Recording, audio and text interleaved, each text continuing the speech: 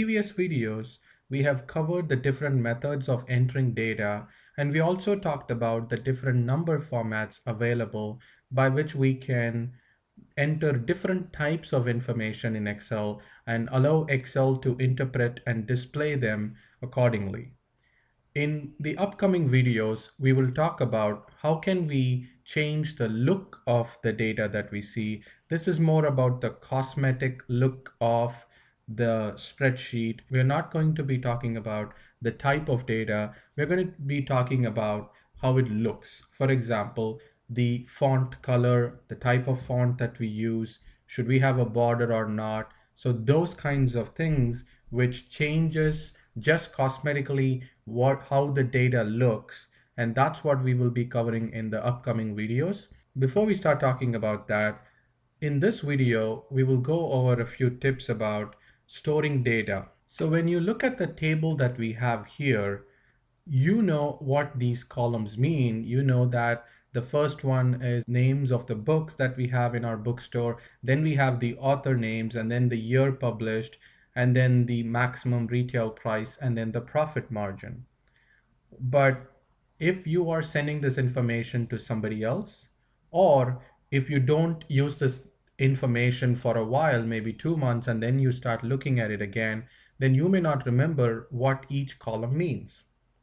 So we're going to be talking about a good practice for us when we store data. Columns are called fields in database terminology, and rows are called records. And this range of cells that we have here can be called as a table in database terminology. Now, in order to easily identify each field or column, we usually give them names. So each column should have a name. Excel's column heading here A really doesn't tell us what type of information it is, but we would like to create field names for each of the columns so that they are meaningful and they help us identify what type of information we have in each of these columns. So in order to do so, let's create or insert a new row above this first row. So I'm going to right click here on row header 1 or row number 1, and I'm going to do insert, and that will insert a new row.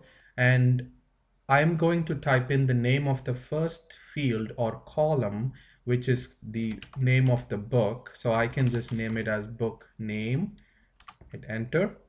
And now the second one is authors, and then I can do published year, and then we have max retail price, and lastly we have margin. So now let me just select all the columns and then do an auto fit so that we can see all the column titles here. And what we have now is a table where the first row represents the field names or the column names. And the first row in such a case is also referred to as the header row because it has the headings of the columns of information we have.